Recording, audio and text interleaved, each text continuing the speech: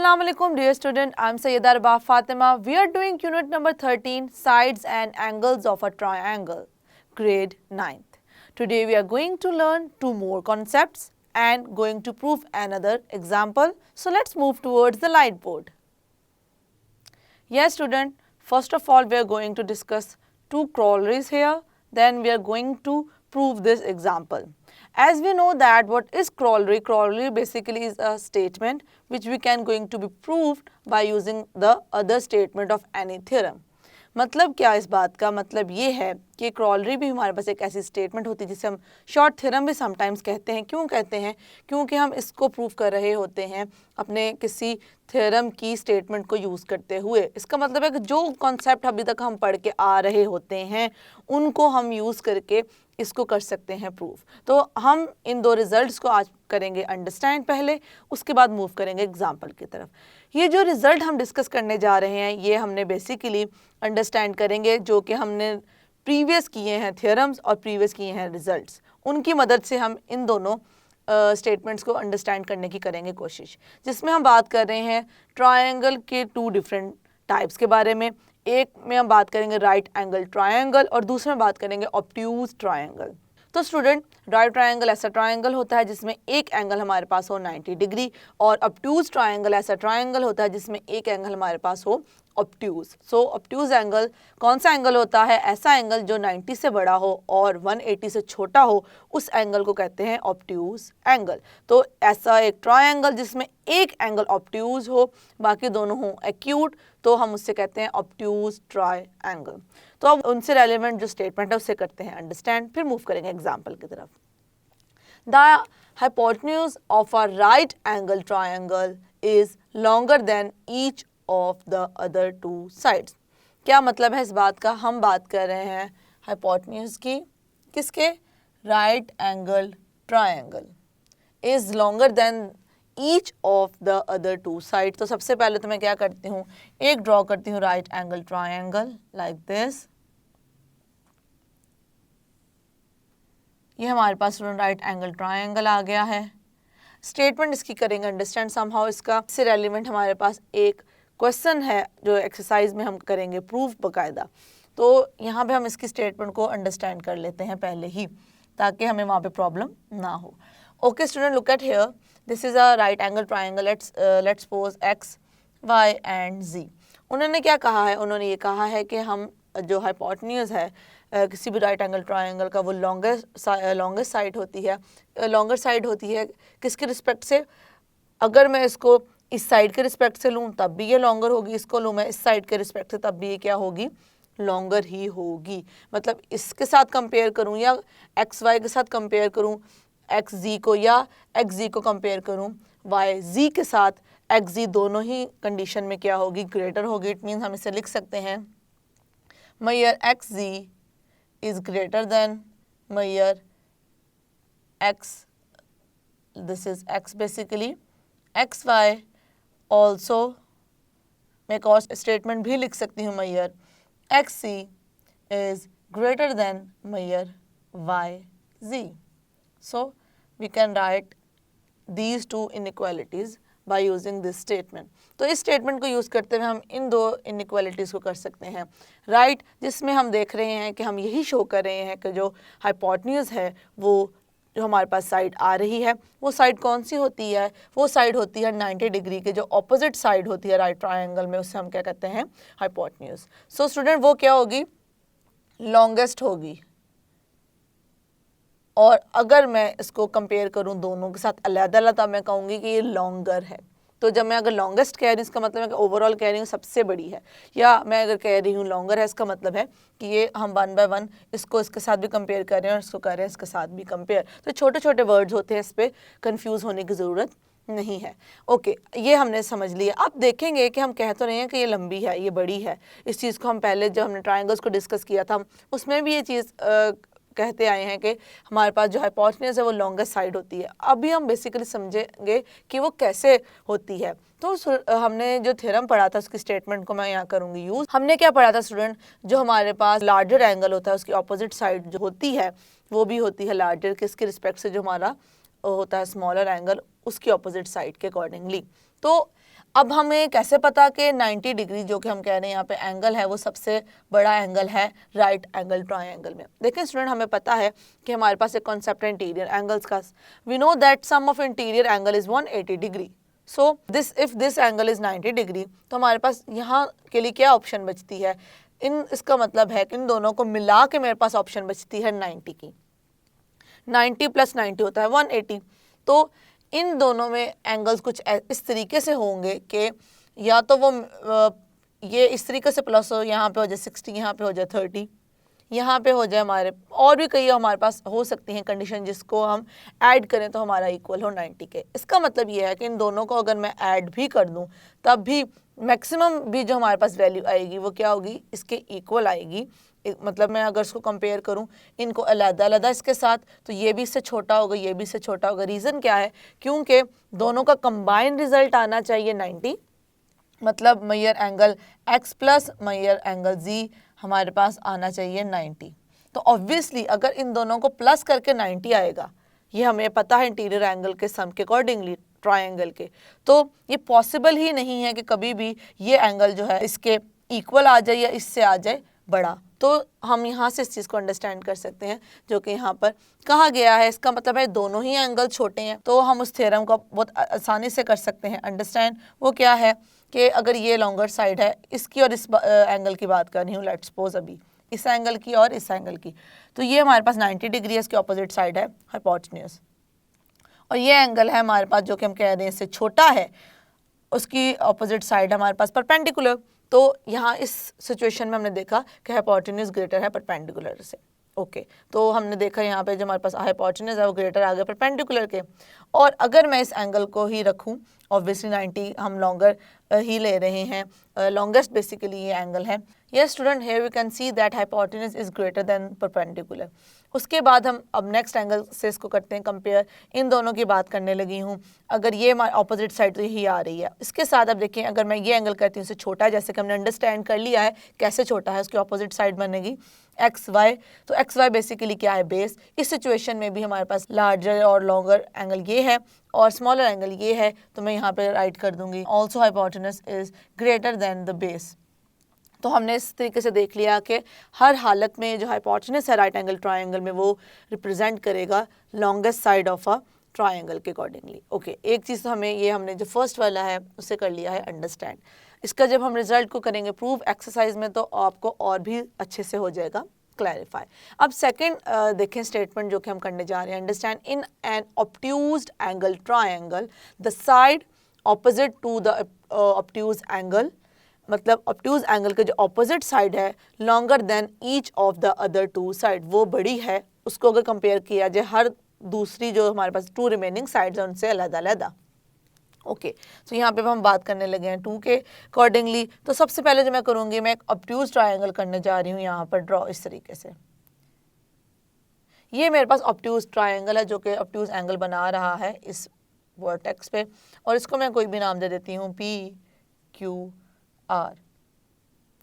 Yes student, अगर ये obtuse angle है तो हमें पता है ऑब्ट्यूज ट्रायंगल में, और हम बात करें ऑब्ट्यूज्ड एंगल ट्रायंगल के अकॉर्डिंगली, तो कैसा ट्रायंगल होता है ऑब्ट्यूज ट्रायंगल, जिसमें एक एंगल होता है ऑब्ट्यूज, बाकी दोनों होते हैं एक्यूट। रीज़न क्या है, रीज़न ये है कि जैसे हमने अभी बात की कि sum of interior angles of a triangle equals to 180। तो अगर ये ऑब्ट्यूज है तो ऑब्ट्यूज का क्या मतलब है कि ये एंगल हमारे पास ऑब्ट्यूज एंगल ऐसा एंगल है जो कि हमारे पास होगा ग्रेटर होगा 90 से और लेसर होगा 180 से। तो इसका मतलब है कि ये 90 से तो बड़ा ही कोई ना कोई एंगल ले रहे हैं हम। ये क्या हो सकता है, 91 हो सकता है, 92 हो सकता है, 93 हो सकता है। तो हम अगर लीस्ट एंगल को लेकर चलें, मैं कहती हूँ कि ये 91 है। यस स्टूडेंट, हमने यहाँ पे लिख दिया है 91 हमने ली है। लीस्ट हम जो एंगल ले सकते हैं हमने उसको लेकर चला। ऑब्वियसली हम और एंगल्स को भी यहाँ पे डिस्कस कर सकते हैं, 100 को, 110 को, इसी तरीके से 120 को, 130 को, हम कोई भी एंगल ले सकते हैं जो कि इस हमारी कंडीशन को कर रहा हो सेटिस्फाई, जो कि बड़ा हो 90 से और छोटा हो 180 से। तो देखें जो मैंने मिनिमम ली है, लीस्ट जो एंगल लिया है, उसके बाद मेरे पास बाकी दोनों एंगल्स के लिए क्या कंडीशन बचती है, क्योंकि हमें पता है कि इन तीनों इंटीरियर एंगल्स को मैं ऐड करूँगी तो वो इक्वल होगा 180 के। अगर ये हमारे पास 90 है तो बाकी क्या बचेगा, हमारे पास 89 बचेगा। 89 डिग्री एंगल को हमने इस तरीके से इन दोनों में डिस्ट्रीब्यूट करना है कि वो हमारे पास बन जाए ओवरऑल हमारे एंगल प्लस करके हम देखें कि वो इक्वल होते हैं 180 के। तो कभी भी जैसे हमने यहाँ पे अंडरस्टैंड किया, कभी भी वो इस एंगल से क्या नहीं हो सकते, 91 डिग्री या 90 डिग्री तो पॉसिबल ही नहीं है। तो वो हमेशा क्या होंगे, लेसर वैल्यू होंगी। और लेसर कैसी वैल्यू होगी कि वो वैल्यूज़ होंगी हमारे पास एक्यूट एंगल्स। एक्यूट एंगल क्या होता है, ऐसा एंगल जो कि बड़ा हो 0 डिग्री से और छोटा हो 90 डिग्री से। इसका मतलब ये है कि हम 90 डिग्री भी नहीं ले सकते इन दोनों का सम। या तो यहाँ पे होगा हमारे पास 89 और 89 के अकॉर्डिंगली हमने देखा है इसको हम किस तरीके से कर सकते हैं डिवाइड, कि हमारे पास दो ऐसे एंगल्स हों जिनको हमें प्लस करने के बाद क्या आ जाए, 89 आ जाए। तो इस सिचुएशन में हमने क्या देखा कि हम जब एक ट्रायंगल में एक ऑब्ट्यूज एंगल ले रहे हैं तो बाकी दोनों एंगल्स उससे क्या होंगे, छोटे होंगे। और छोटे किस तरह होंगे कि वो होंगे एक्यूट।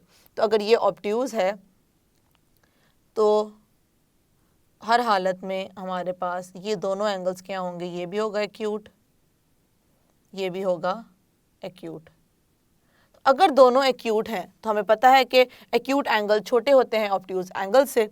तो हम इस अब स्टेटमेंट को अच्छे से कर सकते हैं अंडरस्टैंड। अगर ये सबसे बड़ा हमारे पास एंगल आ गया है तो इसकी ऑपोजिट साइड हमारे पास आ रही है पी आर। पी आर बड़ी है पी क्यू से भी और पी आर बड़ा है आर क्यू से या क्यू आर से भी। यही इस स्टेटमेंट में कहा गया है कि हर हालत में हमारे पास measure P R is greater than the other two sides. तो हमारे पास कौन कौन सी साइड में, पी क्यू है और दूसरा क्या है P R. This is also P measure P R is greater than this is P Q and this is measure R Q.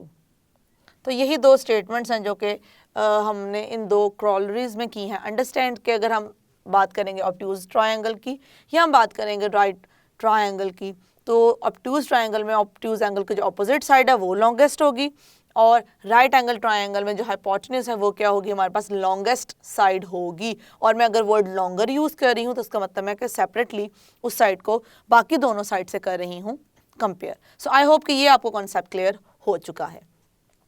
इसके बाद अब हम मूव करते हैं अपनी एग्जाम्पल की तरफ। एग्जाम्पल में हमने क्या चीज़ गिवन है और हमने क्या प्रूफ करना है उसको देखते हैं। A B C is an isosceles triangle. इसका मतलब है A B C shows an isosceles triangle. हमारे पास एक आइसोसेलेस ट्रायंगल है विद बेस बी सी। तो देखें आइसोसेलेस ट्रायंगल ऐसा ट्रायंगल जिसमें टू साइड्स हमारे पास क्या होती हैं, इक्वल, और उन साइड्स के जो ऑपोजिट एंगल होते हैं वो भी होते हैं इक्वल। तो अगर मैं कह रही हूँ ये मेरे पास एक आइसोसेलेस ट्रायंगल है और बी सी रिप्रेजेंट कर रही है किसे, B C is representing the base of this isosceles triangle. तो अगर बी सी बेस है तो ये दो साइड्स हमारे पास ऐसी हैं जो कि हम लेकर चल रहे हैं कि ये आपस में इक्वल हैं। ओके, तो मेरे पास ए बी और ए सी क्या है, दोनों के दोनों आपस में है, क्यों इक्वल, क्योंकि हम बात कर रहे हैं आइसोसेलेस ट्रायंगल की। तो इसी तरीके से ए सी के ऑपोजिट एंगल है जो कि बी वर्टेक्स पे बन रहा है और ए बी के ऑपोजिट एंगल है जो कि बन रहा है सी वर्टेक्स पे। हम कह देंगे angle at vertex B and angle at vertex is also equal और congruent because both are the opposite angles of the congruent side of triangle.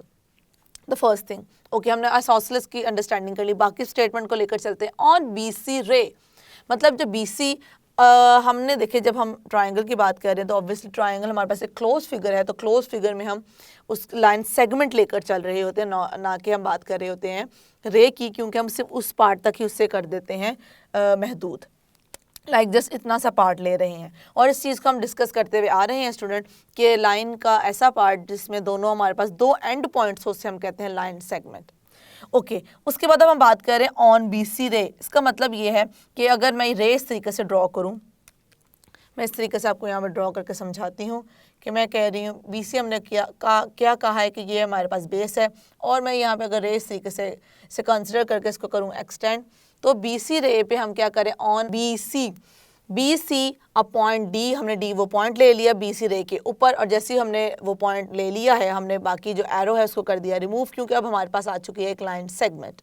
Okay, D is taken away from C, हमने D इस तरीके से लिया जो कि हम सी के बाद ले रहे हैं। अलाइंड सेगमेंट थ्रू डी, ये अब इंपॉर्टेंट बात है जिसकी तरफ हम मूव कर रहे हैं और हम अपने प्रूफ की तरफ देखेंगे। हमने क्या प्रूफ करना है कि एक ऐसी हमने लाइन सेगमेंट ड्रॉ करनी है स्टूडेंट जो कि गुजरेगी डी से, कट करेगी ए सी को एट एल, मतलब एल पॉइंट पर करेगी कट, जैसे कि हम यहाँ पे देख रहे हैं, and A B at point M. इसका मतलब एक ऐसी लाइन सेगमेंट हमने ड्रॉ करनी है जो ए सी को भी कट करेगी और ए बी को भी करेगी कट। तो समहाउ मैं उसे करने लगी हूँ ड्रॉ इस तरह से। अब देखें ये जो लाइन सेगमेंट है इसने कट किया है ए सी को एट पॉइंट एल और इसने कट किया है ए बी को at point M, like this. तो अब हमने देखा कि हमारे पास फिगर हमने किस तरीके से की थी ड्रॉ। ओके, ये हमारे पास इतना पार्ट आ गया। प्रूव दैट, अब हमने इसमें प्रूव क्या करना है, measure line segment A L is greater than A M. We have to prove that A L is greater than A M, कि हमारे पास जो ए एल है जो कि रिप्रेजेंट कर रही है हमारी ये ब्लू लाइंस और ए एम है जो रिप्रेजेंट कर रही है हमारी पिंक लाइंस, तो ये हमारी लाइन सेगमेंट बड़ी है इस लाइन सेगमेंट से। ये चीज़ हमने करनी है प्रूफ इस एग्जाम्पल में। तो आई होप कि हमने जिस तरीके से सेपरेटली इसको ड्रॉ करके अंडरस्टैंड किया कि हमारी फिगर बेसिकली बनी कैसे। हमने पहले आइसोसेलेस ट्रायंगल ही किया है ड्रॉ, उसके बाद हमने जो डी पॉइंट लिया है उससे गुजरने वाली एक ऐसी लाइन सेगमेंट ड्रॉ की है जो कि ए सी को भी कट कर रही है और ए बी को भी कट कर रही है at point L and at point M respectively. उसके बाद फर्दर हमने क्या काम किया है स्टूडेंट, हमने कुछ किए हैं मेंशन एंगल्स। वो एंगल कौन कौन से किए हैं, angle 1, angle 2, angle 3 and angle 4। तो यहाँ पे एक और चीज़ को अंडरस्टैंड करते हुए चलते हैं आगे, जो कि हमारे पास वर्टिकल एंगल्स। वर्टिकल एंगल्स का क्या मतलब, ऐसी टू लाइंस हम देखें एक दूसरे को करें कट, या लाइन सेगमेंट्स को भी हम कह सकते हैं।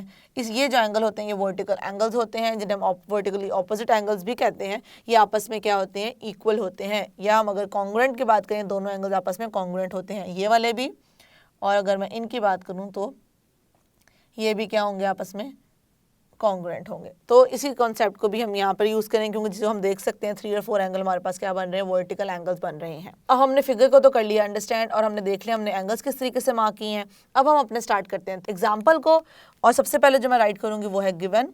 सो what is given here, in triangle A B C. अब क्योंकि यार आइसोसेलेस ट्रायंगल तो हमारे पास कंडीशन क्या आती है वो मैं कर दूंगी यहाँ पर मेंशन।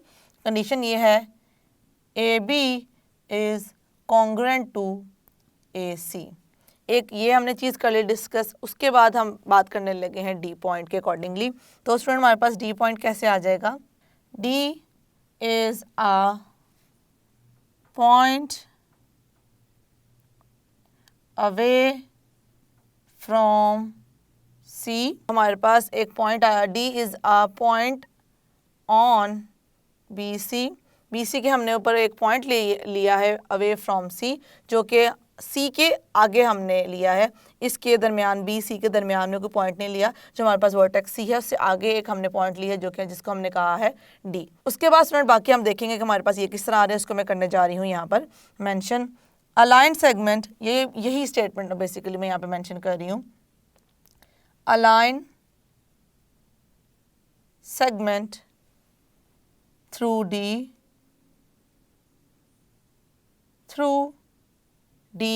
अच्छा, अब हम बात करें जब उस लाइन सेगमेंट की जो कि डी से गुजर रही है और पास किन टू साइड से कर रही है और किन पॉइंट्स पे कर रही है, वो मैं कर रही हूँ mention. Cut A C at L and A B at M. ये हमने मेंशन कर दिया जो कि हमें गिवन है। अब बात करते हैं कि हमने यहाँ पे क्या प्रूफ करना है student. So what we have to prove here, to prove, जो हमने प्रूव करना है वो बहुत सिंपल है, ये हमें ऑलरेडी गिवन है जो कि हम यहाँ करने जा रहे हैं prove. Measure A L is greater than measure A M. अब हम चलते हैं अपने प्रूफ की तरफ कि हम किस तरह इसको कर रहे हैं प्रूफ, तो उसको देख लेते हैं। So I am going to start my proof from here.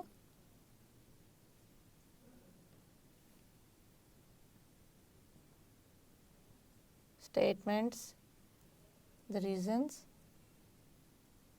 सबसे पहले जो मैं ट्रायंगल लेकर चल रही हूँ ट्रायंगल है ए बी सी।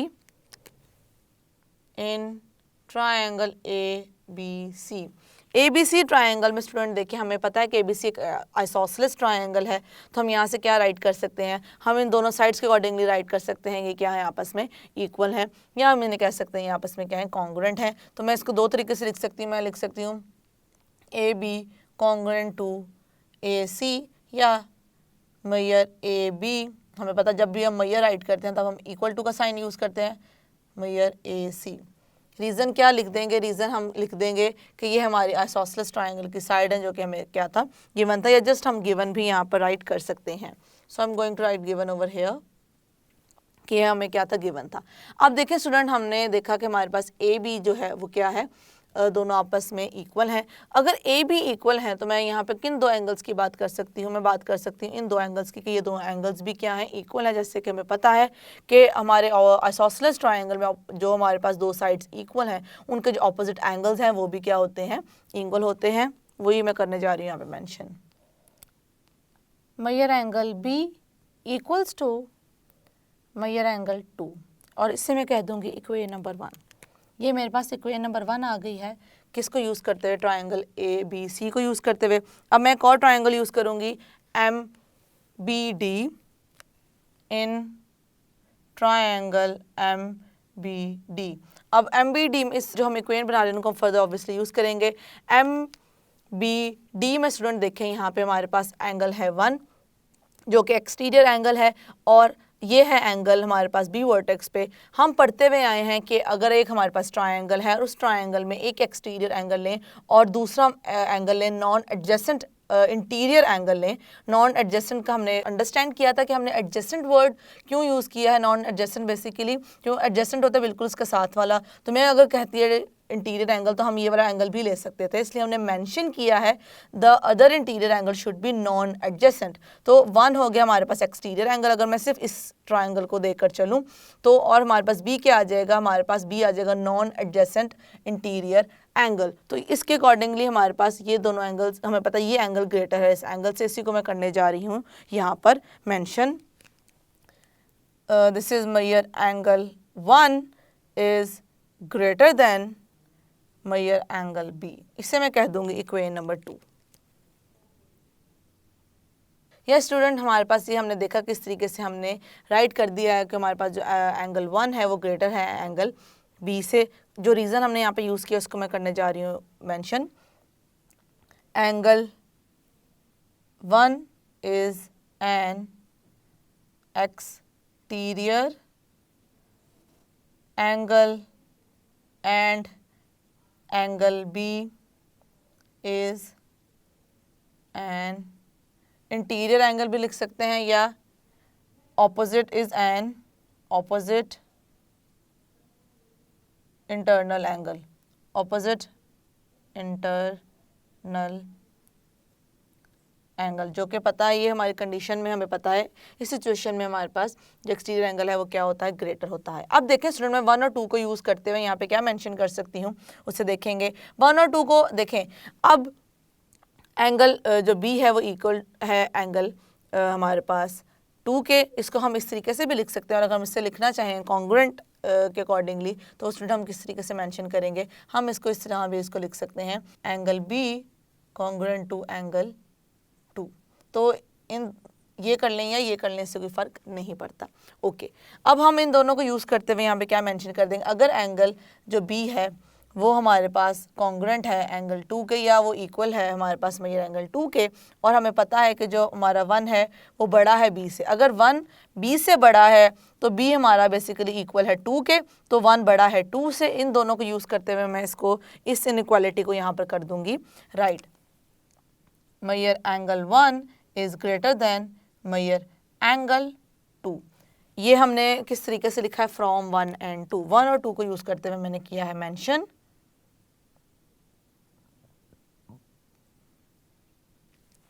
1 2 को यूज़ करते मैंने इस तरीके से इसको कर दिया है मेंशन।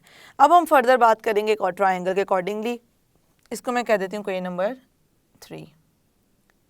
ये मेरे पास एक और इक्वेशन आ गई जिसमें हमने देखा कि एंगल 1 जो है, जो एंगल 1 है जो कि ग्रेटर है एंगल 2 से। अब हम फर्दर इसको लेकर चलते हैं। इन ट्रायंगल LCD, अब LCD ट्राइंगल को देखिएगा स्टूडेंट। यस स्टूडेंट, अब हम बात करने लगे हैं इस ट्राइंगल के अकॉर्डिंगली। मैं आपको इसको ड्रॉ करके यहाँ पे करती हूँ मेंशन, ताकि हमें थोड़ी सी समझ में हो आसानी। ये ट्राइंगल कुछ इस तरीके से है हमारे पास। इस ट्राइंगल में स्टूडेंट देखिएगा कि हम इस तरीके से इसको लेकर चल रहे हैं। ये एंगल 3 है, इस एंगल 3 को मैं कंपेयर करने जा रही हूँ एंगल 2 के साथ, और मैं कह रही हूँ कि ये एंगल 2 जो है वो क्या है, एक्सटीरियर एंगल है। देखिए स्टूडेंट, यहाँ पे ये C था, ये D था और ये क्या था, L था। मैंने क्या किया है, DC को आगे बढ़ाया है, प्रोड्यूस किया है, और जिससे हमारे पास ये एंगल बना है जो कि है 2।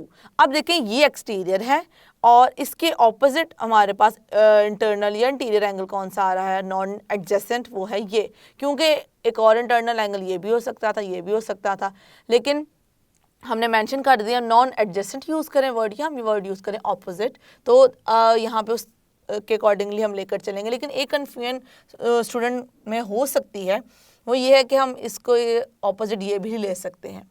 तो इन चीज़ों में थोड़ा सा कंफ्यूज नहीं होना। हम जो ऑपोजिट एंगल की बात कर रहे हैं वो non adjacent basically opposite angle की कर रहे हैं बात। तो इसको मैं यूज़ करते हुए क्या मेंशन कर सकती हूँ, यहाँ पर मैं मेंशन कर सकती हूँ student, angle 2 is greater than angle 3। ये मेरे पास आ गई इक्वेशन नंबर 4। अब देखें स्टूडेंट, अब मैंने इसको कैसे यूज़ किया, सेम जो यहाँ पे मैंने रीज़न लिखा था वो रीज़न मेरा आ जाएगा 2 और 3 के लिए। वो मैं करूँगी किस तरीके से mention, angle 2 is an exterior angle and exterior angle and angle 3 is an opposite। Basically हम क्या ले रहे हैं, नॉन एडजेसेंट भी हम यहाँ पे वर्ड यूज़ कर सकते हैं। मैं यहाँ पे ऑपोजिट बेसिकली शो कर रहा है नॉन एडजेसेंट एंगल को, कि हमारे पास जो ऑपोजिट हम ले रहे हैं वो नॉन एडजेसेंट भी होना चाहिए। Is an 3 is an internal non adjacent angle. इस वजह से हमने ये अपनी इक्वेशन को किया है, राइट। अब देखें स्टूडेंट, हमारे पास आ गई equation number 1, equation number 2, equation number 3 and equation number 4। अब देखें, मैं इक्वेशन नंबर जिस तरह 1, 2 को यूज़ करते हुए मैंने 3 बनाई थी, तो मैं इन दोनों को देखते हुए क्या कंक्लूड कर सकती हूँ, अगर एंगल 1 बड़ा है एंगल 2 से और एंगल 2 बड़ा है एंगल 3 से, तो हम ये प्रॉपर्टी पढ़ते हुए आए हैं स्टूडेंट, जिसमें हमने रियल नंबर्स के ऊपर इस प्रॉपर्टी को देखा था कि अगर एंगल 1 बड़ा है एंगल, अगर हमने इनइक्वालिटी देखी थी, फर्स्ट हमारे पास जो टर्म है वो बड़ी है सेकंड टर्म से, सेकंड है किसी थर्ड टर्म से, तो बेसिकली फर्स्ट और जो थर्ड टर्म है वो फर्स्ट टर्म ग्रेटर होगी थर्ड टर्म से। तो इसी कॉन्सेप्ट को मैं यहाँ पे करूँगी अप्लाई इन दोनों को यूज़ करते हुए। ओके, अब हमने देखा कि हमने बेसिकली यूज़ किया है इस ट्रायंगल को जो कि है LCD। इसको मैं करने जा रही हूँ इस तरीके से यहाँ पे कलर्ड। लास्ट जो हमने इक्वेशन बनाई है इस ट्रायंगल को यूज़ करते हुए बनाई है। अब देखें, अब हम इसको करने जा रहे हैं यूज़ यहाँ पर transitive property of inequality of real numbers. तो transitive property of equality of real numbers को हम प्रीवियस लेक्चर्स में कर चुके हैं डिस्कस, तो हम इसको डायरेक्टली करेंगे यहाँ पर अप्लाई। अब 3 और 4 को यूज़ करूँगी और यहाँ पे मैं मेंशन कर दूँगी कि हमारे पास क्या आ जाएगा स्टूडेंट, हमारे पास आ जाएगा मेजर एंगल 1, क्योंकि अब मैंने जैसे कि आपको बताया कि ये बड़ा है इससे और ये बड़ा है इससे, तो ये हो जाएगा measure angle 1 is greater than measure angle 3। अब ये इसमें रीज़न क्या मेंशन कर देंगे, फ्रॉम 3 and 4, फ्रॉम 3 and 4। ये स्टूडेंट हमारे पास ये जो इनइक्वालिटी आई है इसमें हमने यूज़ किया है इक्वेशन नंबर 3 और इक्वेशन नंबर 4 को। अब मैं फर्दर जो बात करने जा रही हूँ वो मैं बात करने जा रही हूँ, मैंने स्टार्ट में आपको वर्टिकल एंगल्स के बारे में बताया था कि जो वर्टिकल एंगल्स होते हैं वो आपस में क्या होते हैं, इक्वल होते हैं, या हम उनकी कॉन्ग्रुएंट की बात करें तो आपस में क्या होते हैं, कॉन्ग्रुएंट होते हैं। तो आगे फर्दर हम उसी चीज़ को करने जा रहे हैं, continue, but this angle 3 is congruent to angle 4, और ऑब्वियसली हम इसको मेजर में भी लिख सकते हैं इक्वालिटी के साथ। एंगल 3 एंगल 4 के कॉन्ग्रुएंट है, रीज़न हम यहाँ पर लिख देंगे वर्टिकल एंगल्स। वर्टिकल एंगल्स, क्योंकि ये वर्टिकल एंगल्स हैं तो आपस में क्या है, कॉन्ग्रुएंट है। तो अब इस चीज़ को समझने की स्टूडेंट कोशिश करें कि हमने कहा जो एंगल 1 है वो बड़ा है एंगल 3 से, और मैंने यहाँ पे कह दिया जो एंगल 3 है वो है कॉन्ग्रुएंट एंगल 4 के वर्टिकल एंगल की वजह से। तो अगर ये है इसके इक्वल तो मैं यहाँ पे 3 की जगह 4 भी राइट कर सकती हूँ। तो उसी चीज़ को मैं करने जा रही हूँ यहाँ पर right. Measure angle 1 is greater than measure angle 4। किसको यूज़ करते हुए हमने इसको लिखा है, इसको यूज़ करते हुए हमने यहाँ पर इसको कर दिया है मेंशन। ओके, अब मैंने देखा यहाँ से कि मेरे पास क्या आ गया है, angle 1 is greater than angle 4। अब मैं अगर सिर्फ इतने से ट्रायंगल को लेकर चलूँ, हम इसके बारे में कर रहे हैं बात, और इसी को, इस ट्रायंगल को ही देखते हुए मैं इस चीज़ को कर दूँगी कॉन्क्लूड, जो कि हम करना चाह रहे हैं यहाँ पर। तो मैं कॉन्क्लूड कैसे करूँगी, इसको देखिएगा ज़रा। ये हमारे पास आ गया ट्रायंगल, ये आ गया एंगल 1 और ये आ गया angle 4। This is A, this is M and this is L. तो अब स्टूडेंट यहाँ पर देखिएगा, समझने की कोशिश करें, हम अपने थ्योरम को यहाँ पर करने जा रहे हैं यूज़। अब यहाँ पर हमने देखना है बिगर कौन सा है और हमारे पास स्मॉलर कौन सा है। यहाँ से हम इस इनइक्वालिटी से देख सकते हैं, this is the bigger angle और बेसिकली द लार्जर। ये हमारे पास आ गया लार्जर एंगल और ये हमारे पास आ गया स्मॉलर एंगल। अब हमने जो स्टेटमेंट पढ़ी है स्टूडेंट, उसमें हमने क्या पढ़ा है, लार्जर एंगल के जो ऑपोजिट साइड है, अगर वो ये एंगल बड़ा है इस एंगल से, तो इस एंगल के जो ऑपोजिट साइड है वो बड़ी होगी उस एंगल के ऑपोजिट साइड से जो कि छोटा एंगल है। इसी तरीके से हम देख सकते हैं एंगल 1 के जो हमारे ऑपोजिट है वो क्या है, ए एल है, और एंगल हमारे पास 4 का जो ऑपोजिट है वो ए एम है। तो इसको देखते हुए और अपनी थ्योरम की स्टेटमेंट को यहाँ पर यूज़ करते हुए, अप्लाई करते हुए हम क्या अंडरस्टैंड कर रहे हैं, हम ये अंडरस्टैंड कर रहे हैं कि हम इसको अप्लाई कर सकते हैं कि ए एल बड़ा है ए एम के। तो इसी चीज़ को मैं यहाँ पर करूँगी राइट। हेंस इनको यूज़ करते हुए बेसिकली यहाँ पे हम इनकी इक्वेशंस को भी कर देते हैं मेंशन। ये हमारे पास आ जाएगी स्टूडेंट 5, ये वाली हमारे पास आ जाएगी, अभी तक हमने 4, 5 और ये आ जाएगी 6। तो ये वाली लास्ट जो कि हमने एंगल के बारे में बात की है वो किस तरह आई है, फ्रॉम 5 एंड 6। इन दोनों को यूज़ करते हुए हमने इसको लिखा है, और इसको यूज़ करते हुए स्टेटमेंट को अप्लाई करते हुए थ्योरम की मैं यहाँ पे लिख दूँगी, measure line segment A L is greater than measure line segment A M. तो हमने देखा कि किस तरीके से हमारे पास हम इस इनइक्वालिटी को और इस इनइक्वालिटी से हम पहुँचे हैं अपने थ्योरम के स्टेटमेंट तक, हम इसको कर सकते हैं राइट। यहाँ पे रीज़न क्या लिखेंगे, इन ट्रायंगल, हम कौन सा ट्रायंगल लेकर चल रहे हैं, ए एम एल या A L M. In triangle A M L हमारे पास पता है कि angle 1 is greater than angle 4। Major angle 1 is basically greater than, not lesser, greater than major angle 4, जो कि हम कर चुके हैं प्रूव। इसी को हमने यूज़ किया है और यहाँ पे इस चीज़ को कर दिया है conclude, and that's it student. इसी हमने इनइक्वालिटी को यहाँ पर करना था प्रूव, जिसमें हमने बात की थी इस तरीके से एक आइसोसेलेस ट्रायंगल के अकॉर्डिंगली। तो देखिए स्टूडेंट, यहाँ पे हमने इस एग्जांपल को प्रूव करने के लिए वर्टिकल एंगल्स को रिकॉल किया। वर्टिकल एंगल्स के साथ साथ हम जैसे कि बात कर रहे हैं कि हम जो थ्योरम करते हुए आ रहे हैं उनकी स्टेटमेंट को भी यहाँ पर हमने अप्लाई किया है। 2 थ्योरम हमने किए हैं, एक थ्योरम में हमने साइड्स की मदद से एंगल पे इनइक्वालिटी फाइंड की थी, और दूसरे एंगल में हमने एंगल्स की मदद से साइड पे इनइक्वालिटी को किया था प्रूफ। तो ये दोनों ही स्टेटमेंट ऐसी हैं जो हमारे पास यूज़ हो रही हैं हमारे एग्जाम्पल को सॉल्व करने के लिए। तो आई होप कि जिस तरीके से हमने इसको अंडरस्टैंड किया है और इसके साथ साथ जो हमने रिजल्ट को डिस्कस किया है वो आपको हो चुके हैं क्लियर। यस स्टूडेंट, आज हमने 2 नए कॉन्सेप्ट्स को अंडरस्टैंड किया है जो कि बेस करता था, एक बेस करता था राइट ट्रायंगल के अकॉर्डिंगली और एक बेस करता था ऑब्ट्यूज ट्रायंगल पे। तो उन दोनों को हमने अंडरस्टैंड करते हुए देखा कि किस तरीके से हम अपने प्रीवियस कॉन्सेप्ट को उसके साथ कर सकते हैं कनेक्ट। हमने किस तरीके से कनेक्ट किया कि हमने लास्ट थ्योरम्स में अपनी बात की थी कि अगर हमारे पास एक एंगल लार्जर है उसकी ऑपोजिट साइड लार्जर होगी, जो स्मॉलर एंगल है उसकी ऑपोजिट साइड के अकॉर्डिंगली। इसी मेन कॉन्सेप्ट को लेकर हम चले थे, जिसको हमने राइट ट्रायंगल और ऑब्ट्यूज ट्रायंगल पे कर दिया था अप्लाई। उसके बाद हमने जो एग्जांपल की है आज प्रूफ, आई होप वो भी आपको क्लैरिफाई हो चुकी होगी। See you in the next lecture. अल्लाह हाफिज़।